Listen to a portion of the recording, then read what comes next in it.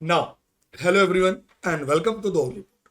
Now, exam का समय है गाइस और हम सभी लोगों के पास बहुत लिमिटेड टाइम है। हमारा पेपर है 4 रिटेल बैंकिंग वेल्थ मैनेजमेंट। आज इस वीडियो में आपको रिटेल बैंकिंग वेल्थ मैनेजमेंट का मैं कराने वाला हूं इंपॉर्टेंट थ्योरी का रिवीजन और साथ में उससे related important MCQ. That means आपने अगर इस वीडियो को पूरा देख लिया तो आपका पूरा रिटेल बैंकिंग वेल्थ मैनेजमेंट का आपका रिवाइज हो जाएगा। That means model A 1 to 4, model B 5 to 16, model C 17 to 22 and model D 23 to 30। That means हम उस पूरे वीडियो में आज कंप्लीट रिवीजन करने वाले हैं। तो चलिए मिशन की शुरुआत करते हैं यूनिट नंबर 1 से। तो नमस्कार, आप सभी लोगों का स्वागत है। मैं राजेश मिश्रा सभी लोगों का वेलकम करता हूं। मुझे एक बार कंफर्म कर दीजिए audio and video okay guys.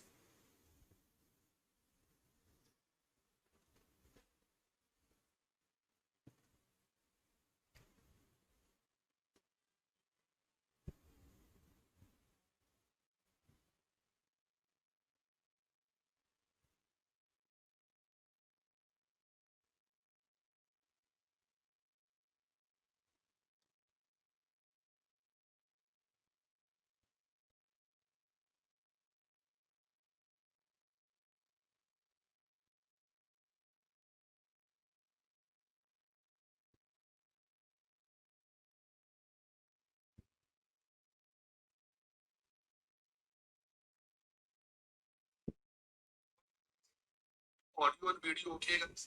चलिए, तो सब कुछ ओके है और आज से एक नई सीरीज स्टार्ट कर रहे हैं हम सभी लोग। और इस सीरीज का पर्पस क्या है कि आप जो एग्जाम देंगे जेआईबी का अक्टूबर 2024 में, तो आपका एग्जाम फर्स्ट अटेम्प्ट में क्वालिफाई हो। तो मैं राजीव मिश्रा सभी लोगों का वेलकम करता हूँ आज के सेशन में। एंड सभी लोगों से एक रिक्वेस्ट ये होगा कि वीडियो के लिंक को कॉपी करें एंड सभी सोशल मीडिया पर जहां भी हो सके आप इस वीडियो के लिंक को शेयर कर दीजिए, जिनसे सभी बैंकरों को बेनिफिट हो पाए। चलिए, सेशन की शुरुआत करने से पहले मैं बता देना चाहता हूं कि हमारा इस सीरीज का पर्पस क्या है। यूट्यूब पर ओली बोर्ड लेके आए हैं फर्स्ट टाइम, जहां पर आपको मिलेंगे डेली यूनिट वाइज कॉन्सेप्ट और जितने कॉन्सेप्ट हम पढ़ेंगे उसका आपको करना होगा इमीडिएट प्रैक्टिस। तो नॉर्मली आप लोग कहते थे कि सर आप पेड में ज्यादा कवर कराते हैं, तो आपके लिए यूट्यूब पर ये बैच है, ये पूरा बैच है एक्चुअली। ठीक है, तो आज हम बात करेंगे मॉडल ए यूनिट नंबर 1 के बारे में। ठीक है, क्योंकि आज फर्स्ट डे है तो जरा जान लेते हैं कि एग्जाम्स कब से स्टार्ट होंगे। तो अगर हम एग्जाम्स की बात करें जेआईबी और डीबीएफ को लेकर, तो ये एग्जाम स्टार्ट होंगे 20 अक्टूबर को।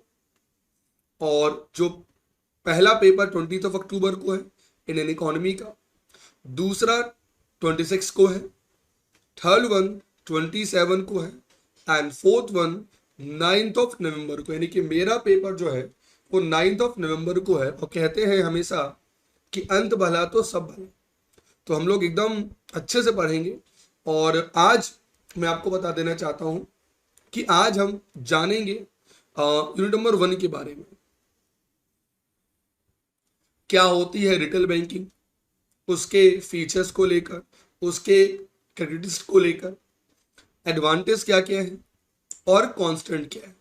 ठीक है, और जो और भी सारी चीजें हैं वो आपको मिलेंगी जेआईबी के सुपर रिलीफ प्लान, क्योंकि यहां पर टाइम लिमिट होता है। ठीक है, तो स्टार्ट करते हैं। पहले कुछ इंपॉर्टेंट फैक्ट्स को समझेंगे जो यूनिट नंबर 1 में दिया हुआ है, फिर उसका करेंगे इमीडिएट प्रैक्टिस। और आज मैं आपको क्वेश्चन कराने वाला हूं थ्योरी के बाद लेवल जिसका बहुत इजी भी रहेगा, हम वो भी करेंगे बुक वाले क्वेश्चन, साथ में जो आपका लेवल हार्ड रहेगा और मॉडल, हम लोग हर तरह की क्वेश्चन भी करने वाले हैं आज प्रैक्टिस। ठीक है, पर्पस ये है कि सेशन पूरा देखिए और मुझे बताइएगा कि आज के सेशन में आपको लास्ट में क्या बेनिफिट हुआ।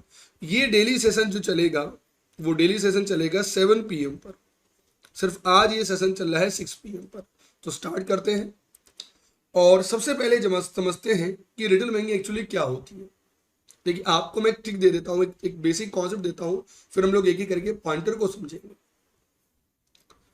स्टेट बैंक ऑफ इंडिया एक बैंक है। इस बैंक ने जब भी ये कोई प्रोडक्ट और सर्विसेज बनाता है तो इसका फोकस कौन होता है? इसका फोकस होता है राजीव मिश्रा सर। यानी मेरे जैसे कस्टमर अक्रॉस इंडिया में, अक्रॉस वर्ल्ड में अगर मैं कहूं तो बहुत सारे, ठीक। यानी कि बात हो रही है इंडिविजुअल की। जब यही बैंक कोई प्रोडक्ट डिजाइन करता है और इनका फोकस कौन रहता है? इनका फोकस रहता है रिलायंस, इसका फोकस रहता है इनका एयरटेल। यानी बात हो रही है कंपनी की। तो जब भी कोई बैंक अपना प्रोडक्ट एंड सर्विसेज डिजाइन करते हैं और जब उनका फोकस होता है इंडिविजुअल, यानी कि बात हो रही है इंडिविजुअल की मास लेवल पर, तो वहीं से रिटेल बैंकिंग की शुरुआत हो जाती है। एक ये बहुत इंपॉर्टेंट फैक्ट है जो आपको याद रखना चाहिए, ठीक है ना। एक एग्जांपल से इसको और इजी समझ लेते हैं जो याद हो जाए, मतलब दोबारा कभी पढ़ना ना पड़े। मेरा हमेशा फोकस रहता है ऑलवेज फोकस ऑन कॉन्सेप्ट। अगर कॉन्सेप्ट है क्लियर तो जेआईबी और सीआईबी होगा क्लियर, ठीक है।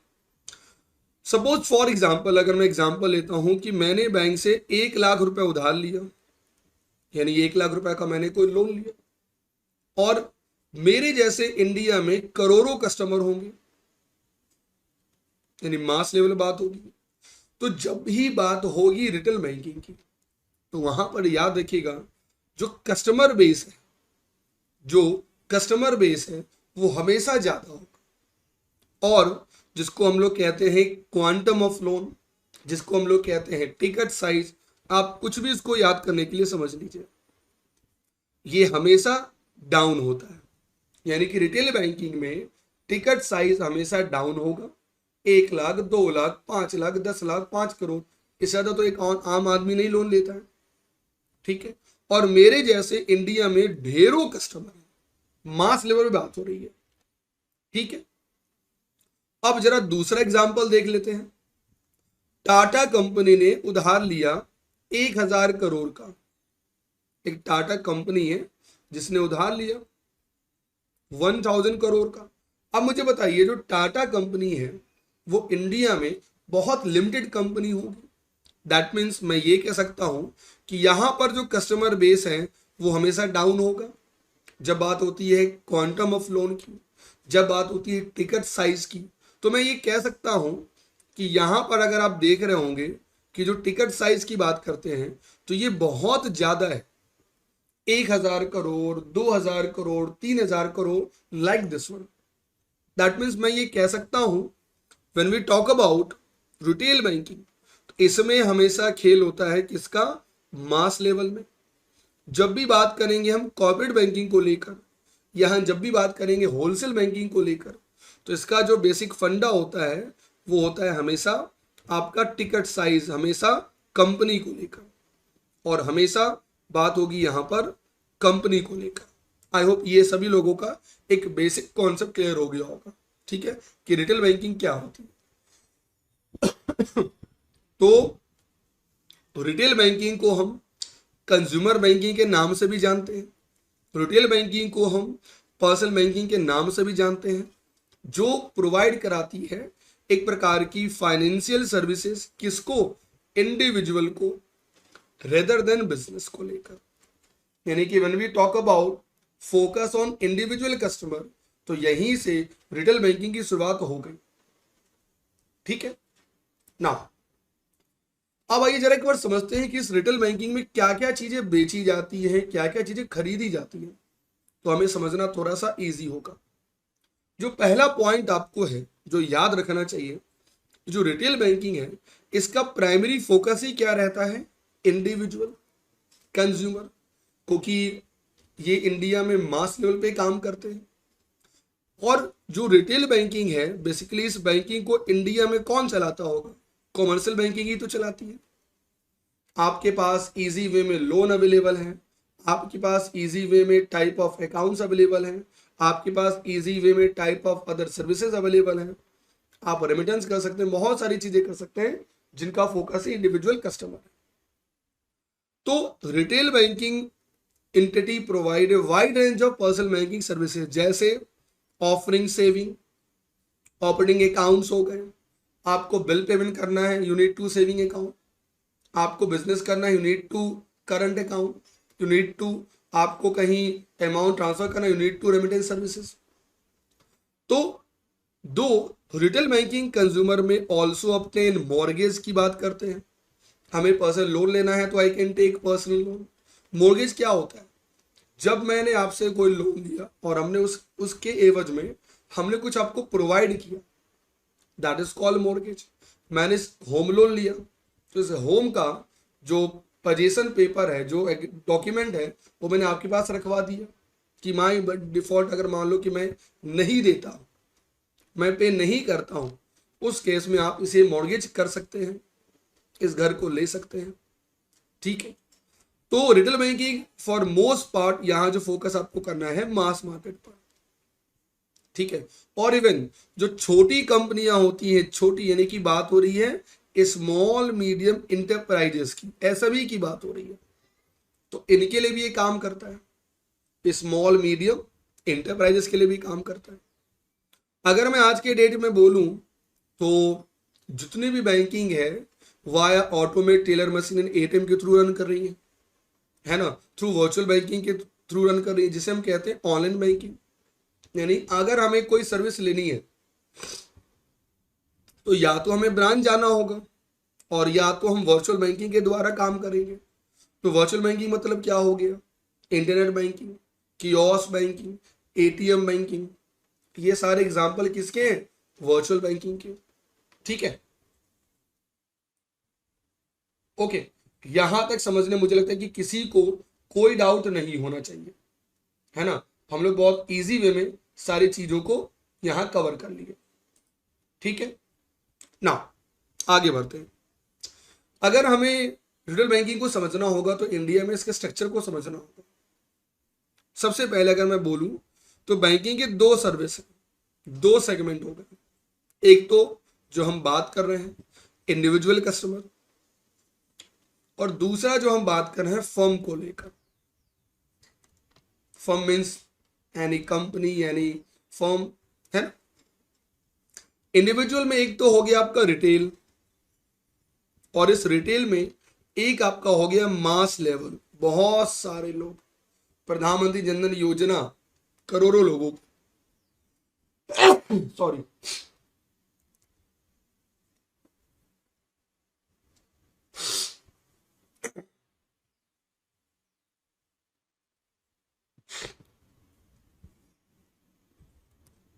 ठीक है।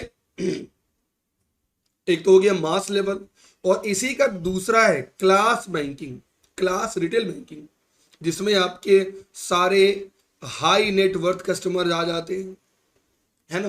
प्राइवेट बैंकिंग की बात हम करते हैं, है ना, पोर्टफोलियो मैनेजमेंट सर्विसेज की बात करते हैं, तो सारा ही आता है क्लास रिटेल बैंकिंग में। ठीक है, नाउ अगर हम बात करते हैं इंटरप्रेन्योरियल स्किल्स में, तो दो तरीके से, या तो मैं किसानी करूंगा, या तो मैं फार्मिंग करूंगा, और या तो मैं कोई छोटा मोटा दुकान ओपन कर लूंगा। तो एक पार्ट आपका हो गया एग्रीकल्चर, और एक पार्ट आपका आ गया MSME individual.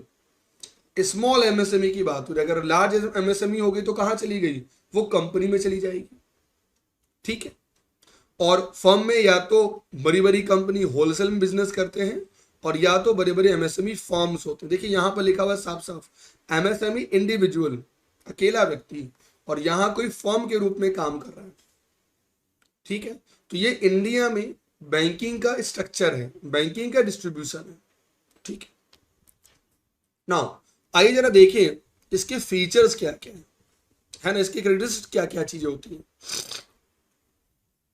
Very important point यहां पर, जो रिटेल बैंकिंग है ना, ये हमें मल्टीपल कस्टमर तक पहुंचाता है। एक ऐसा कस्टमर है जो हमें, जिसकी इनकम 5 लाख रुपए की है, एक ऐसा कस्टमर है जिनकी इनकम 8 लाख रुपए है। तो पहला पॉइंट कि कस्टमर मल्टीपल ग्रुप में होगा। दूसरा, मल्टीपल प्रोडक्ट भी तो होता है। मैंने आपको ऑफर दिया करंट अकाउंट, मैंने आपको ऑफर दिया सेविंग अकाउंट, मैंने आपको ऑफर दिया हाउसिंग लोन।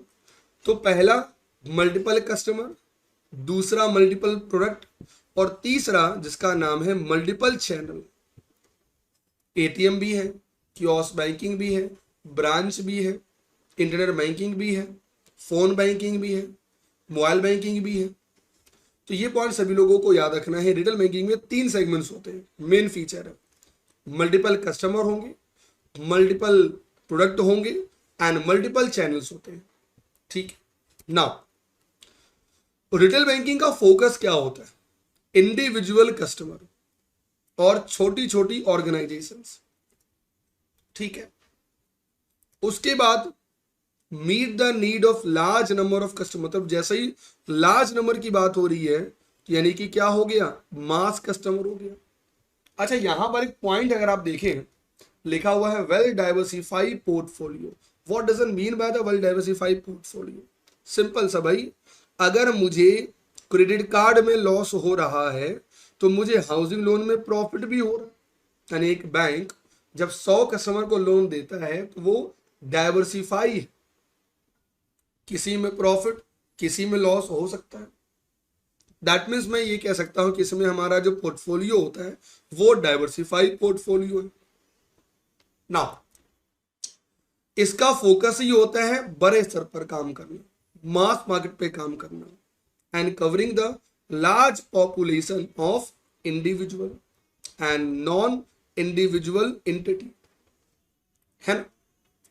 उसके बाद इट ऑफर, ये हमें क्या ऑफर देता है? तो अभी उन्होंने पीछे देखा, या तो liability product like current account, saving account, जो कि बैंक के लिए हमेशा लाइबिलिटी है। क्यों? Whenever I need money I pull back from the bank, मैं पैसा विड्रॉ कर लूंगा। तो बैंक को लाइबल है कि हमें ये पैसा रिटर्न करना है और बैंक इस पर हमको इंटरेस्ट देता है, तो इंटरेस्ट के लिए वो हमें लाइबल भी है। ठीक है। साथ में ये हमें लोन भी देता है, डिफरेंट टाइप ऑफ लोन, और बहुत सारी सर्विसेज भी तो हमको वो देता है। जैसे मुझे एनएफटी करना है तो देता है, सर मुझे कोई लॉकर फैसिलिटी देना है तो लेता है, मुझे डीमैट अकाउंट ओपन करना है तो हमें देता है। तो बेसिकली बैंक के प्रोडक्ट को हम 3 भागों में डिवाइड भी करते हैं, या तो लाइबिलिटी, या तो एसेट्स, या तो आपकी सर्विसेज हो गई। ठीक है। जो डिलीवरी मॉडल है रिटेल बैंकिंग का वो दोनों में हो गए, तो हमने देखा या तो फिजिकल फॉर्म में सॉरी, और या तो वर्चुअल फॉर्म में। हम ब्रांच जाके सर्विस ले लिए तो ये फिजिकल फॉर्म में हो गया, है ना। अगर मैंने टेक्नोलॉजी का सहारा लिया, मैंने ऑफ साइट का सहारा लिया। ऑफ साइट क्या होती है? एक ब्रांच में उसे कहते हैं ऑन साइट, और एक ब्रांच के बाहर उसे कहते हैं ऑफ साइट। ठीक है। एटीएम हो गया, इंटरनेट बैंकिंग हो गया, मोबाइल बैंकिंग हो गई, फोन बैंकिंग हो गई, एक्सेट्रा। ठीक है। नाउ एडवांटेज क्या क्या है? तो सबसे पहला एडवांटेज कि भाई क्लाइंट बेस हमेशा बहुत ज्यादा है। तो इसका मतलब क्या हुआ कि जो स्प्रेड होगा वो क्या होगा, वो रिस्क जो है वो डिस्ट्रीब्यूट हो जाएगा। अब ये स्प्रेड क्या होता है जरा समझिए, कि आपको सेविंग अकाउंट पर आपको देना है बैंक कस्टमर को 4%, और आप लोन यानी कि हाउसिंग लोन पर ले रहे हैं कस्टमर से 10%, यानी कि दोनों का जो डिफरेंस है 6%, उसी को हम लोग कहते हैं आपका स्प्रेड। तो यहां पर रिस्क हमारा क्या होगा, डिस्ट्रीब्यूट हो जाता है। उसको मैं एक और एग्जांपल आप लोगों को याद करा देता हूं। हमारे घर में 5 लोग हैं, 5 मेंबर हैं, और पांचों कुछ ना कुछ कमा रहे हैं। कोई कमा रहा है 10,000, कोई कमा रहा है 20,000, कोई कमा रहा है 30,000, कोई कमा रहा है 40,000, और कोई कमा रहा है 50,000। Simple simple. दैट मीन्स मैं ये कह सकता हूं कि अगर मान लो किसी कारण से पहला और दूसरा की प्रॉब्लम हो गई, स्टिल हमारे पास पैसा है, हमारे पास इनकम आ रहा है। तो जितना बेस बड़ा होगा उतना रिस्क आपका क्या होगा, डिस्ट्रीब्यूट हो जाएगा, है ना। It is very very very important. Now हमारी सोसाइटी में एक मिश्रा जी हैं मेरी तरह, उन्होंने कहा डियर राजीव सर आपको सेविंग अकाउंट ओपन करना है क्या? मैंने कहा यस सर। तो उन्होंने कहा कि काम करिए आप मेरे बैंक से ओपन कर लीजिए। मैंने कहा ओके सर। अब जरा समझिए, अगर इन्होंने हमें अपनी सर्विस अच्छी दी तो क्या हम फ्यूचर में, मुझे मान लो अगर कार लोन लेना है, मुझे फ्यूचर में अगर मान लो कोई पर्सनल लोन लेना है, तो क्या मैं दूसरे बैंक में जाऊंगा? नहीं जाऊंगा। तो इसलिए जो कस्टमर लॉयल्टी होती है ना, ये बहुत ही स्ट्रांग होती है और बहुत चांस है कि क्रॉस सेलिंग भी हम कर पाए। जैसे मैं आपके बैंक में गया, मुझे जमा करना था 2 लाख रुपए। आपने कहा मिश्रा जी कैसे हैं? मैंने कहा बहुत अच्छा हूँ। तो आपने कहा एक काम करिए, हमारे यहाँ बहुत अच्छा एक सर्विस चल रही है एफडी पर, आप क्यों नहीं एफडी भी ले लेते हैं? आप हमारे कस्टमर हैं, आपको बेनिफिट होगा। तो जब कोई बैंक अपने पुराने कस्टमर को अपनी सर्विस सेल करता है, उसे कहते हैं क्रॉस सेलिंग। और अगर आपकी कस्टमर लॉयल्टी अच्छी है तो आप बहुत कर पाएंगे क्रॉस सेलिंग, ठीक है। और बेसिकली कभी भी हम नहीं करेंगे कि हम बैंक को चेंज करें। एक बार रिलेशन बन गया, बिल्कुल रिलेशन आपके साथ जुड़ा रहेगा। अट्रैक्टिव और वाइड इंटरेस्ट स्प्रेड होता है, क्योंकि कस्टमर इसमें क्या है, टू फ्रेगमेंटेड है। कोई 5 लाख रुपए कमा रहा है, कोई 2 लाख रुपए कमा रहा है, कोई 50,000 कमा रहा है, ठीक है। तो ये सारे एडवांटेज हमारे रिटेल बैंकिंग के, ठीक है। अगर हम बात करते हैं, सिक्के के दो पहलू होते हैं सर। तो सिक्के के दो पहलू हैं, जरा देखिए बुराई क्या क्या है। इसको कहते हैं कांस्टेंट की बात करते हैं। सबसे बड़ा प्रॉब्लम क्या होता है, लार्ज नंबर को मैनेज करना। घर में अगर 4 मेंबर हैं और घर में अगर 1 मेंबर है, तो 4 को मेंबर मैनेज करना quite tough as compare to 1। यानी हम कह सकते हैं पहला जो डिसएडवांटेज है वो बहुत लार्ज लोगों को मैनेज करना। नौ दूसरा एक बहुत इंपॉर्टेंट फैक्ट होता है cost of maintaining branch network. जरा सोचिए, आप जिस ब्रांच में हैं, दिन भर में 100 कस्टमर आपके ब्रांच में है और 100 में 90 ने कहा कि भाई माननीय मोदी जी ने मुझे कुछ फंड्स भेजे हैं जनधन खाता में, मुझे वो निकलवा दीजिए। यानी कि आपका 90% जो स्टाफ है वहां एंगेज है जहां से बैंक को बिजनेस नहीं आ रहा। दैट मीन्स अब जरा सोचिए कि दिन भर ब्रांच ओपन किया, हमें कुछ प्रॉफिट ही नहीं हुआ। तो cost of maintaining branch network and handling large number of low value transaction, किसी को 1,000 निकालना है, किसी को 500 रुपए निकालना है, तो ये बहुत ज़्यादा है। इसीलिए ऐसे कस्टमर को बैंक एडवाइस देता है, इनकरेज करता है कि डियर कस्टमर, आपको विड्रॉ करना है ना, आप एटीएम से कर लीजिए, आप मोबाइल फ़ोन यूज़ कर लीजिए, आप इंटरनेट बैंकिंग यूज़ कर लीजिए। और अपने आप को रिजर्व रखता है किसके लिए, हाइयर वैल्यू के लिए। अब मुझे 5 लाख रुपए विड्रॉ करना है सर, तो ये तो एटीएम से नहीं हो सकता, इसके लिए मुझे क्या होगा, अब ब्रांच जाना होगा। अब अगर जितना ज़्यादा पैसा मैं विड्रॉ करूंगा उतना ज़्यादा बेनिफिट्स बैंक को होगा, कमीशन मिलेगा, चार्ज मिलेगा ना। और एक बार अगर सोसाइटी में भरोसा टूटा मिश्रा जी के साथ, तो मैं क्या कभी दूसरे को रिकमेंड करूंगा इस बैंक में ओपन करने के लिए। दैट मीन्स अगर एक बार लॉस टूटा तो कभी कभी हालत ये होती है कि हर कोई अपना पैसा विड्रॉ करना चाहता है। और जब ऐसी सिचुएशन आती है तो बैंक कोलैप्स करता। भाई बैंक खेलता कैसे, बैंक खेलता है आपके पैसे पर। और जरा सोचो, अगर सभी ने अपना पैसा विलॉड कर लिया तो उसे कहते हैं this is called a bank run. ये सारे डिसएडवांटेज है। अब जरा सोचिए, इतना ज्यादा हो गया आज के डेट में कंपटीशन कि कभी कभी पीएनबी कहता है, अब एक ही जगह लोकेशन है, भोपाल में पीएनबी है, उसने कहा मैं हाउसिंग बैंक आपको ऑफर दे रहा हूँ 8.15, तो एसबीआई कहता मैं आपको दे रहा हूँ 8.10 में। यानी इतना ज्यादा हो गया है, कंपटीशन बहुत ही कभी कभी अनहेल्दी भी हो जाता है। तो ये सारे क्या है, ये सारे कांस्टेंट है, ये सारे नेगेटिव पॉइंट है ना। अब जरा सोचिए, जिस रफ्तार से टेक्नोलॉजी मूव कर रही है उस रफ्तार से हम सभी को उतना अवेयर नहीं कर पा रहे हैं आईटी को लेकर। आज भी ऐसे बहुत सारे कस्टमर हैं जो डरते हैं टेक्नोलॉजी यूज करने में, तो ये कहीं ना कहीं नुकसान है हमारी इकोनॉमी के लिए, ठीक है। प्लस स्पेशली अगर हम बात करते हैं बिजनेस को चलाने के लिए हमें लोन देना होता है, अनसिक्योर सिक्योर दोनों नेचर में। अब जरा सोचो क्रेडिट कार्ड के बिजनेस में कितना लॉस हो सकता है बैंक को। अनसिक्योर लोन में कुछ बैंक के पास अमाउंट नहीं है, डूब गया अगर पर्सनल लोन तो क्या होगा, आप रिकवरी कराइए तो प्रिंसिपल भी गया, इंटरेस्ट भी गया और चैलेंजेस भी, आपको पैसा रिकवर कराना है। तो ये बहुत ही ज़्यादा, ये सारे क्या, ये सारे डिसएडवांटेज हैं, ये सारे डिसएडवांटेज होते हैं। ठीक है ना, जितना हम लोग ने पार्ट 1 पढ़ा यूनिट नंबर 1 में, जितने भी इंपॉर्टेंट पॉइंट थे वो हमने पढ़ लिए। जो इसका पार्ट 2 है वो याद रखिएगा आपके सुपर एलीट प्लान में इंक्लूड कर दिया गया है। आप उसे अपने आप को एनरोल करिए और डेली मेरे साथ जुड़िए 9 PM को। ये मेरा कमिटमेंट आपसे है कि आप इस पेपर में स्कोर करेंगे 70+। It's my commitment. डेली मेरी क्लास में अटेंड करिए आप शुरू से कंटिन्यू डेली 9 PM। ठीक है, तो पहला क्वेश्चन आपके सामने है, एडवांटेज ऑफ रिटेल बैंकिंग क्या है। इसमें रिस्क बहुत कम है क्योंकि क्लाइंट बेस बहुत ज्यादा है। Income is relatively more because spread इसमें मोर है। इकोनॉमी में स्टेबल मॉडल है, ज्यादा फ्लक्चुएशन नहीं होता है। यानी हम कह सकते हैं कि आंसर क्या होगा, मुझे बताइए कमेंट करके जल्दी से। Everyone need to be answer, everyone need to be answer. Answer क्या होगा, तो आंसर होगा ऑल द एवर, यानी कि ऑल द एवर। ठीक है ना,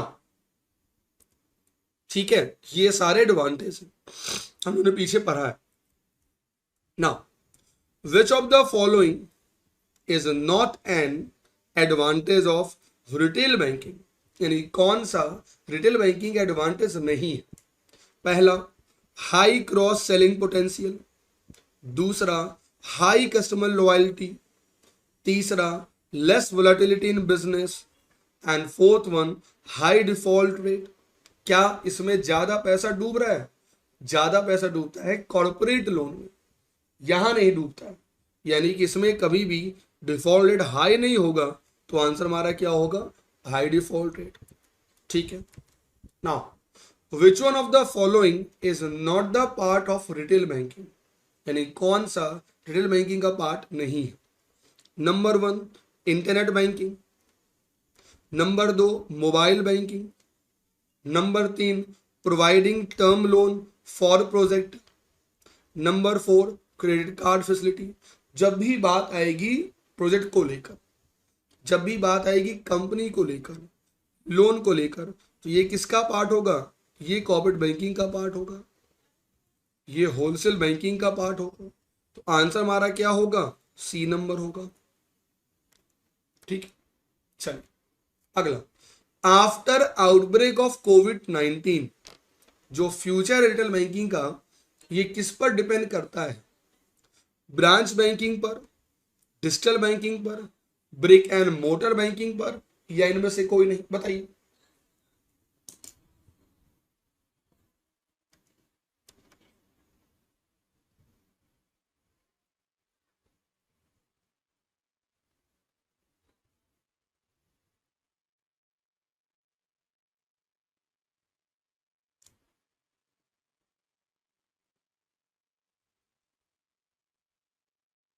चलिए, तो ये बहुत इजी है।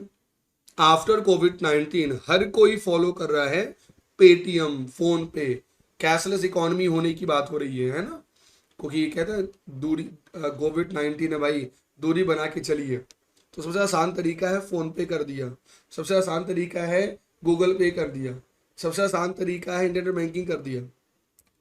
ठीक है, पोस्ट कोविड-19 इंडिया में ATM, credit card, debit card, mobile banking, ये बहुत ज़्यादा हेल्प किया लोगों को ड्यूरिंग द लॉकडाउन पीरियड में, which has not only enhance the dependence of people on digital but also turning the way of life of common people now a day.